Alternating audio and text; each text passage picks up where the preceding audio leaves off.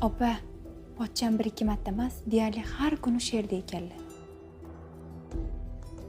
Qanaqasiga?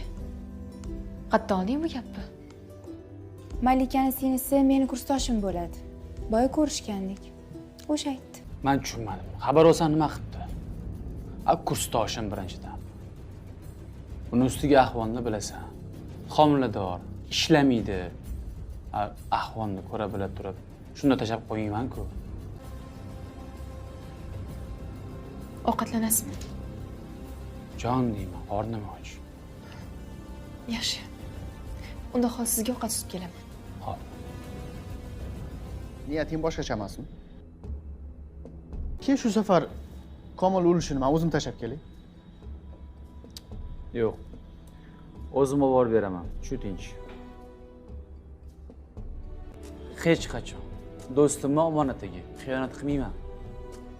Sizga bir gapni aytsammikan, aytmasammikan? Qanaqa gap? Xullas, erim birga o'qishgan paytlari Aziz aka Malikani sevadi deb aytgandilar. Lekin o'ziga aytmagan ekan. Alo. Ha, Malika, eshitaman. Alo, uzr, bezovta qildim. Dardim boshlandi shekilli. Kimga telefon qilishib, bilmay sizga qilyapman. Vaqtim bor. Hoziroq boraman. Bo'pti, tayyorlanib turgin. Xo'p. Aziz aka, Tinchlik? Malikani mazasi yo'q. Doktorga borish kerak ekan. Bilasan, homilador. Hozirgi paytda yonida bo'lmasa bo'lmaydi. Shunga o'rtoq. Mayli, olinglar. Adiba, assalomu alaykum, yaxshimisiz? Keling. Yuring, kiring ichkariga. yo'q, shart emas. Tuzumsiz. Rahmat bo'ladi. O'zingiz yaxshimisiz? Malika, sizda gapim bor edi. Xo'p. Tinchlikmi, nima gap? Erimmi? Uyingizga serqatnov bo'lib qolgani menga yoqmayapti. Tunmi, tongmi qo'ng'iroq qilasiz. Ochig'ini aytsam, bu meni g'ashimni keltiryapti. Ularni akamdek ko'rganim uchun haddim sig'ib yordam so'rayman.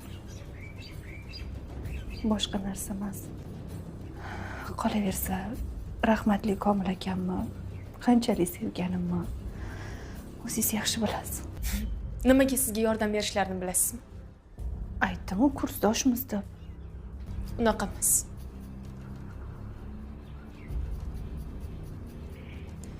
Talabaligingizda erim sizni qattiq sevgan ekan. Lekin ayta olmaganlar.